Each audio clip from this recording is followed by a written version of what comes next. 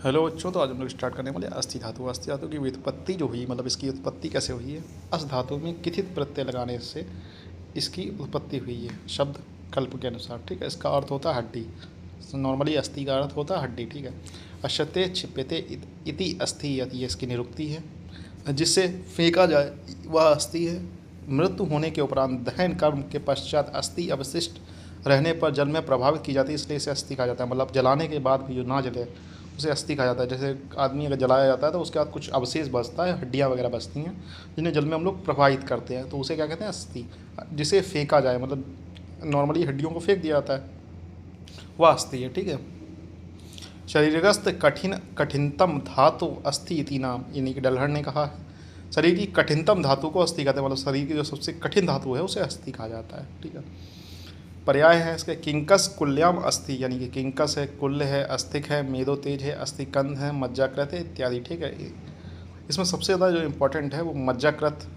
ठीक है, किंकस कुल्य के नाम से पूछ सकता है, मेदो तेज इनके नाम से आपसे एमसीक्यू में पूछ सकता है। ठीक है, अस्थि धातु की उत्पत्ति रसाद रक्तम ततोमासा मसान मेद स्ततो अस्थि च अस्थिनो मज्जा तथा शुक्रम शुक्राद गर्भ प्रजायते असात जट। देखो इसका ये वाला श्लोक तो आपको लोगों को याद ही करना पड़ेगा, क्योंकि ये सारी धातुओं में लिखना ही लिखना है। अगर कोई भी धातु आए तो आपको ये वाला श्लोक लिखना ही लिखना है। ठीक है, कौन सा वाला, रसाद रक्तम ततो मासा मसान मेद स्ततो अस्थि अस्थिना अस्थिनी इच्छा अस्थिनो मज्जा तथा शुक्रम शुक्रादिकर प्रजायते। ठीक है, ये वाला श्लोक याद करना है। ये कई बार बोल चुका हूँ कि याद करना है तो याद करना है। ठीक है, उसका बात करने वाले जठराग्नि से पाचित होकर बना आहार रस, जब रस वह स्रोतों में पहुँचता है तब वहाँ उपस्थित रसअग्नि रसअग्नि से इस आहार का पाक होता है। इस पाक के परिणाम स्वरूप सार या प्रसाद तथा कीट या मल की उत्पत्ति होती है। सार भाग के दो रूप होते हैं, सूक्ष्म तथा स्थूल। स्थूल भाग से पूर्व में विद्यमान रस धातु का पोषण या उत्पत्ति होती तथा सूक्ष्म भाग से के एक अंश से उपधातु तथा दूसरे अंश से उत्तर धातु का निर्माणांश की उत्पत्ति होती है। इस प्रकार क्रम से रस से रक्त धातु का, रक्त से मांस धातु का, मांस से मेद धातु का और मेद से अस्थि धातु का निर्माण एवं पोषण होता है। ठीक है, अब इसी चीज़ को हम लोग फ्लो चार्ट के मतलब से समझने की कोशिश करेंगे। आपने पंच महाभौतिक आहार का सेवन किया, मतलब आपने आहार का सेवन किया तो उस पर जठराग्नि क्रिया हुई, मतलब डाइजेस्टिव पावर काम की। तो दो चीज़ में डिवाइड हो गया, एक सार भाग एक मल भाग। सार भाग में हमारा अन्न रस बन गया, मतलब ग्लूकोज वगैरह जो एनर्जी आगे चल के प्रोवाइड करेगा। मल भाग में बन गया पुरीस और मूत्र, जो कि शरीर से निष्कासित हो गया। ठीक है, मूत्र जो हो गया मूत्र मार्ग से हो गया और पुरीस जो हो गया गुदा मार्ग से निष्कासित हो गया। ठीक है, उस फिर जो सार भाग है उस अन्य रस मतलब ग्लूकोज उस पर रसअग्नि क्रिया हुई। जब रसअग्नि क्रिया हुई तो उसे तीन टाइप में डिवाइड कर दिया। एक मल भाग जो कि शरीर से बाहर निकल जाएगा। स्थूल भाग क्या होता है, एक मतलब एक जो नरिशमेंट सब्सटेंस था उसका एक भाग स्थूल भाग में चेंज हो गया। स्थूल भाग क्या करेगा, रस धातु को निर्माण करेगा और साथ में रस धातु को मेंटेन करेगा। ठीक है, एक हो गया सूक्ष्म भाग। सूक्ष्म भाग से क्या होगा, सूक्ष्म भाग फर्दर तो दो चीज काम करेगा। एक उपधातु बनाएगा जैसे स्तन और आर्तव, और दूसरा क्या बनेगा, रक्त निर्माण अंश। रक्त निर्माण अंश क्या करेगा, आगे चल के रक्त धातु बनाएगा। फिर रक्त निर्माण अंश पर रक्ताग्नि क्रिया हुई। फिर फर्दर वो तीन टाइम में डिवाइड हुआ, जैसे ऊपर तीन में डिवाइड हुआ था, नीचे भी तीन में डिवाइड होगा। इस तरीके से लिखेंगे। ठीक है, ऊपर वाले को समझ जाएंगे, नीचे अपने आप बना के लिख देंगे। मल भाग में इसमें पित्त की उत्पत्ति हुई। स्थूल भाग में फिर रक्त धातु की निर्माण, स्थूल में रक्त धातु की निर्माण हुई, फिर रक्त धातु का निर्माण होगा और रक्त धातु का पोषण इधर होता रहेगा। फिर सूक्ष्म भाग में हुआ। ठीक है, जो बचा हुआ पोषक तत्व था वो सूक्ष्म भाग में चला गया। सूक्ष्म भाग में दो चीज़ें हुई, इससे इसकी उपधातु बन गई कंडरा और सिरा, और मांस निर्माण अंश बन गया। फिर उस पर मांसअग्नि क्रिया हुई। मांसअग्नि क्रिया होने के बाद वो फर्दर तीन टाइप में डिवाइड हो गया। मल में खामल, मतलब खाली स्थानों का मतलब आँख नेत्र वगैरह, आँख नेत्र कान का मल। ठीक है, स्थूल भाग में मांस धातु की उत्पत्ति हुई और मांस धातु का साथ में पोषण भी हो रहा है यहाँ पर। फिर उसका सूक्ष्म भाग, मतलब जो बचा हुआ न्यूट्रिशन सब्सटेंस था वो सूक्ष्म भाग में चला गया। सूक्ष्म भाग में क्या हुआ, उसमें दो चीज़ें हुई। एक तो उसकी उपधातु में कन्वर्ट हो गया, जैसे सट त्वचा, मतलब त्वचा की 6 लेयर्स और बसा। ठीक है, एडिपोस टिश्यू वगैरह। इधर साइड मेद निर्माण अंश बन गया। तो मेद निर्माण अंश पर फिर मेदोअग्नि क्रिया हुई। तो मेदोअग्नि क्रिया हुई तो मल रूप में स्वेदा गया, स्थूल रूप में मेद धातु की उत्पत्ति और पोषण हो रहा है इधर। सूक्ष्म भाग में फिर अस्थि निर्माण अंश बन गया। अस्थि निर्माण अंश बन गया और साथ में इसकी उपधातु बन गई, कौन सी, स्नायु। फिर अस्थि अग्नि क्रिया हुई। अस्थि अग्नि क्रिया हुई तो मल रूप में केश और रोम निकल गया। ठीक है, मल तो निकल गया, मतलब केश और रोम, मतलब केश मतलब रुएं और बाल। ठीक है, ये बाहर निकल गया। स्थूल भाग में स्थूल भाग में अस्थि धातु बन गई, ठीक है, और सूक्ष्म भाग में मज्जा निर्माण अंश बन गया। इस अस्थि की कोई उपधातु का वर्णन नहीं किया गया तो उसकी कोई उपधातु नहीं बनी, फिर मज्जा निर्माण अंश बन गया। इसी तरीके से ये टेबल चलती रहेगी। पृथ्वी वायव अनिल आदीनाम संघाता श्वासमणाकृता खरत्वम प्रको प्रको प्रकौर तस्य जायते तत्वनाम। आचार्य चरक के अनुसार मेघ धातु अपनी अग्नि से पक कर तथा पृथ्वी अग्नि और वायु का संयोग प्राप्त कर खर हो जाती है, तब इस खर हुई मेघ धातु को अस्थि नाम से जाना जाता है।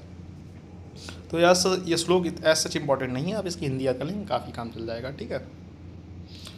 अस्थि का पंचमहाभौतिक संगठन, अस्थि में क्या होगा, वायु पृथ्वी तो होगा ही होगा, साथ में वायु महाभूत होगा।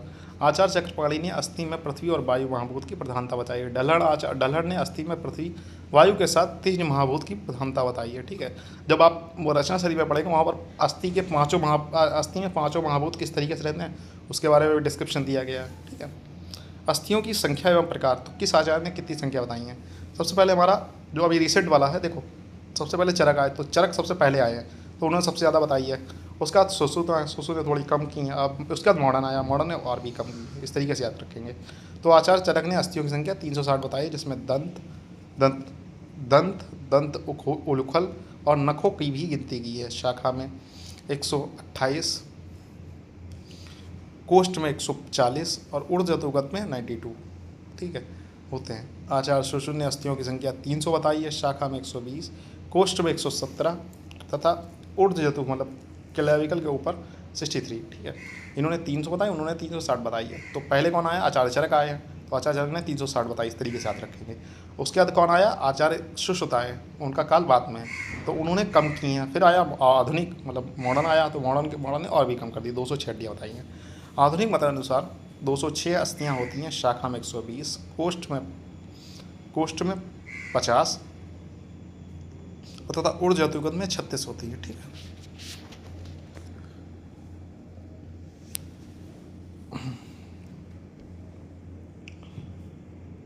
ठीक है, अस्थियों के 4 प्रकार होते हैं, कौन कौन से, कपाल अस्थि, रोचक अस्थि, तरुण अस्थि, वलय अस्थि, नलका अस्थि, ठीक है।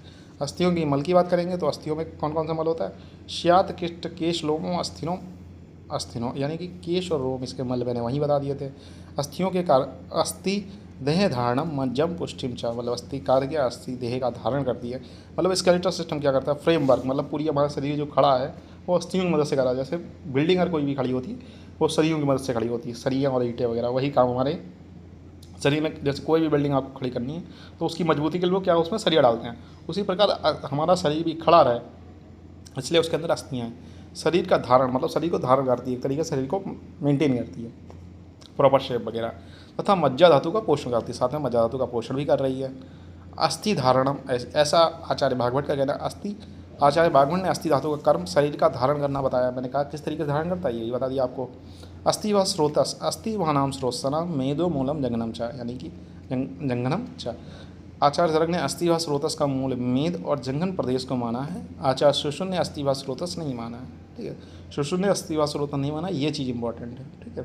उन्होंने क्या क्या नहीं माना, ASM अस्थि नहीं माना है, अस्थि नहीं माना है, मेद व अस्थि नहीं माना है, मज्जा नहीं माना है, और और शायद शुक्र व स्रोतस नहीं माना है, ठीक है। तो ये चीज़ें आप देख लेना, ASM नहीं माना है, ठीक है, इसका ट्रिक में बनाया था। तो अस्थि धातु क्षय के लक्षण, क्रेश लोम नक शमशु धृज प्रपतनम श्रमा गयम अस्थि क्षय लिंगम संधि स्थिल्यम मेव च, ठीक है। ये आचार्य चरक का जो श्लोक है वो आप याद कर सकते हैं, मैंने तो यही वाला याद किया था। अस्थि धातु के क्षय होने पर उनके अगर किसी अस्थि धातु क्षय हो गई तो उसके क्या होंगे, केश लोम नख शमशु और दंत गिर जाते हैं। अगर बुढ़ापे में अस्थि धातु क्षय हो जाती है तो लोगों के बाल गिर जाते हैं, लोगों के रुए गिर जाते हैं, लोगों के नाखून गिरने लगते हैं, और शमशु मतलब रुए जो होते हैं, ठीक है, और साथ में दांत भी गिर जाते हैं। शरीर में थकावट रहती है और संधियों में स्थिरता आ जाती है, मतलब अस्थि क्षय अस्थि शूलम दंत नख भंगो रोक्षम चा। ये चाहे आप तो ये छोटा वाला श्लोक याद कर सकते हैं। आचार्य सुश्रुत ने अस्थि धातु के क्षय होने पर अस्थियों में पीड़ा, दंत एवं नखों का भंग यानी कि टूटना एवं रुक्षता आदि लक्षण बताया, ठीक है। तो चाहो तो आप आचार्य चरक का याद कर लें या सुश्रुत का याद कर लेंगे या अष्टांग हृदय का याद करें। मेरे ख्याल से चरक का याद करेंगे तो अगले साल आपकी आपके काम आएगा, ठीक है। अस्थ अने अस्थितोद सदनम दंत केश नख आदिशु, यानी कि आचार्य बाघवन ने अस्थि धातु के क्षय होने पर अस्थि में वेदना तथा दंत केश एवं नखों का टूटना आदि लक्षण का उल्लेख किया है, ठीक है। अस्थि धातु वृद्धि के लक्षण के, अब हम लोग पहले हम लोगों ने क्या बताया, मतलब नॉर्मली अगर हम लोग देखें अस्थि धातु क्षय होने के लक्षण में क्या होंगे, हमारे नाखून गिर जाएंगे, हमारे रूएं गिर जाएंगे, हमारे बाल गिर जाएंगे, हमारे दांत गिर जाएंगे, 4 चीज़ें बताएंगी सभी आचार्यों ने, ऑन एवरेज मान लें। साथ में अस्थियों में दर्द वगैरह होगा, तो ये चीज़ें आप लिख सकते हैं, ठीक है। एक श्लोक को छोटा सा याद कर सकते हैं, चाहे तो अस्थि अन्य अस्थितोदम सदनम दंत केशनोम नखादिशु, तो ये वाला श्लोक याद करें, कोई भी एक छोटा वाला श्लोक याद कर सकते हैं। एक श्लोक मतलब हर चीज़ के एक श्लोक याद करें, जैसे क्षय का लक्षण है उसका एक श्लोक, वृद्धि का लक्षण है उसका एक श्लोक, तो श्लोक याद करेंगे तो अप्रॉक्सीमेटली 3-4 पन्नों में आपका पूरा रिवीजन हो जाएगा अस्थियों का। मैंने तो श्लोक से ही किया था। अब किसी को श्लोक याद करने में बहुत ज़्यादा प्रॉब्लम है तो वो हिंदी लिख के आएगा तब भी नंबर मिलते हैं, या नहीं हिंदी लिख के आएगा तो नंबर नहीं मिलते हैं नंबर, ठीक है। पास होने लायक मिल जाएंगे आराम से, मतलब 50, 55, 55, 60 तक मिल जाते हैं अच्छी हिंदी लिखेगा तो। हिंदी लिखोगे फिर ज़्यादा लिखना पड़ेगा, अगर श्लोक लिखते हो तो थोड़ा हिंदी अगर कम भी लिखते हो तो चल जाएगा, लेकिन अगर सिर्फ हिंदी लिखते हो तो कम से कम मिनिमम 5 नंबर का है तो 2 पन्ने आपके होने चाहिए, और अगर आप श्लोक लिखते हो तो 1 पन्ने में भी कम चल जाएगा, ठीक है। अब आप जिसको ज़्यादा लिखने का शौक़ है वो भाई अपनी हिंदी लिख ले, और जिसको कम लिखने का श्लोक है वो अपना मतलब कम लिखने का मतलब ज़्यादा लिख नहीं पाता है, राइटिंग स्लो है, तो वो श्लोक याद करके आपका 1 पन्ना लिख देगा, अगर 1 श्लोक डाल देगा 1 पन्ना काफ़ी रहेगा, ठीक है बच्चों। फिर आगे करते हैं। अस्थि अध्य अस्थि अन्न अधि दंताश्च, इसका मतलब है आचार्य सुश्रुत ने अस्थि धातु की अति वृद्धि होने से आद्य अस्थि की स्वाभाविक आकृति से अधिक बढ़ना, मतलब जो अस्थियाँ हैं वो अपने जो प्रॉपर उनका शेप होना चाहिए उससे भी ज़्यादा बढ़ गई हैं। जैसे अस्थि अवरोध मतलब बोन ट्यूमर कह सकते हैं, या अधिदंत दांत संख्या में अधिक होना, मतलब कभी कभी देखते नहीं वो दांत के ऊपर दांत निकल आता है, आदि लक्षणों का उल्लेख किया। कुछ लोगों ने देखा होंगे दांत निकला और उसके उसी की जड़ से एक और दांत निकला है, तो ये अस्थि धातु वृद्धि के लक्षण बताए उन्होंने आचार्य सुश्रुत ने। फिर आचार्य बाघभट्ट ने कहा, क्या कहा, अस्थि अधे अस्थि अधिदंताश्च, मतलब वही चीज़ इन्होंने भी उसी चीज़ को मतलब कॉपी कर लिया है। अष्टांग हृदय मतलब आचार्य बाघभट्ट ने अस्थि धातु की अति वृद्धि से आधे अस्थि मतलब अस्थि के ऊपर ट्यूमर टाइप का जमना, आदिदंत मतलब दांत के ऊपर दांत निकला, आदि लक्षणों का उल्लेख किया। अब अस्थि सार पुरुष के लक्षण देखें तो शाणी पाषाणी गुल्म जानु अर्दनी जत्रु चिबुक सिरा पर्व स्थूल अस्थि स्थूल अस्थि नख दंता सच अस्थिरा शिरा, ठीक है। ते महोत्साह क्रियावंता क्लेश सार अस्थि शरीरा भवंत आयुष्यम अंतश्च। इसका तो अब मैंने हिंदी याद की थी, मैंने श्लोक याद किया वो नीचे वाला याद, महाशरीरा स्कंदम दृढ़ दंत हनुम अस्थि नखम आदि भी, तो ये वाला श्लोक याद करेंगे, ऊपर वाले की हिंदी याद करेंगे, ठीक है। जो छोटा वाला श्लोक होता है मैं कहता हूँ आप लोग वही वाला याद करो, ठीक है। लेकिन अगर किसी को ज़्यादा नंबर चाहिए तो दोनों श्लोक याद करने पड़ेंगे, अगर बहुत ज़्यादा मतलब अच्छे नंबर चाहिए तो दोनों श्लोक याद करने पड़ेंगे। अस्थि सार पुरुष की एड़ी, ठीक है।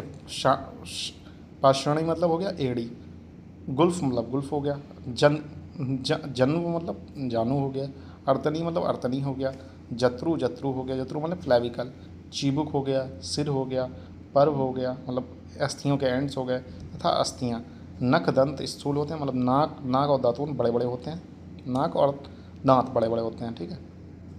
इस प्रकार के सार से युक्त मनुष्य अधिक उत्साह वाले, महा उत्साह मतलब बहुत ज़्यादा उत्साह मतलब हमेशा एक्साइटेड रहेंगे हर काम करने के लिए, क्रियावंता मतलब अधिक कार्य करने वाले, मतलब हर काम करने के लिए मतलब एकदम उतारू, तो उनसे कहते हो ये काम करना है, हाँ ठीक है हो जाएगा, कर लेंगे वो काम, ठीक है।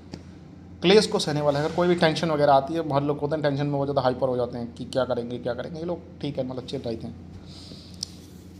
स्थिर शरीर वाले तथा अधिक आयु वाले होते हैं, क्योंकि भाई अगर कोई एक्साइटेड रहेगा, अगर सारी प्रॉब्लम को सह लेगा, मामूली बात है उसकी उम्र तो ज़्यादा रहेगी। महाशरीरा स्कंदम धृण दंत हन्व अस्थि नखम अस्थि भी, ठीक है। आचार्य सुश्रुत के अनुसार अस्थि सार पुरुष के सिर एवं स्कंद कंधे बड़े होते हैं, इसके अतिरिक्त इनके दांत, हनु, अस्थि एवं नख स्थूल एवं दृढ़ होते हैं। ठीक है बच्चों, तो आज के लिए इतना ही। मिलते हैं नेक्स्ट लेक्चर में, तब तक के लिए हैव अ नाइस डे।